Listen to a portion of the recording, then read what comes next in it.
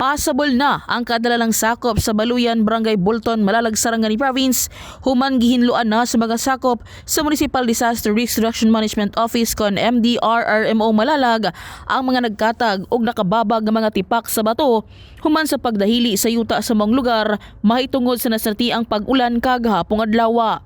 Kini aron masiguro matud pang luwas ang tanang motorista nga moagi sa maong dapit, ilabi na ang mga public utility vehicle nga may dala mga pasahero gikan sa Jansan o gikan sa Davao del Sur. Una nang gipaabot sa brigada pinaagi sa usa ka concerned citizen ang nahimong sitwasyon sa Baluyan human nga nakit-a ang mga bato sa kadalanan nga pwedeng magresulta sa pagkadisgrasya sa mga lumalabay nga sakyanan, labi pa nga accident prone area ang maong lugar. Kanang paliko mi tapos na ay mga dagko nga bato sa tunga sa dalan. Tapos diba nakasakay kog bus. Kanang may alerto kay among driver ba naka-brake dayon siya og nag-ilis og lane.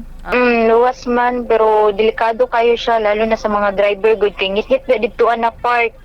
Human giaksyonan sa MDRRMO ang maong report. Mapasalamatan usab sila sa naghatag og impormasyon kalabot niini. Oh ma'am, nakuha na. Gabi gipa na kuha naman to na bulldoze naman. Ganiya nakuha na pod ganiya among gipadto naman sa mong kauban. Angayan lamang matud pang i-report sa ilang buhatan ang mga susamang insidente aron dali nga matagaan og pagtagad.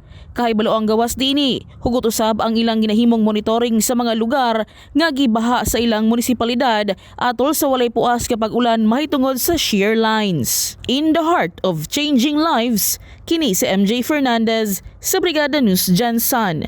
Brigada News.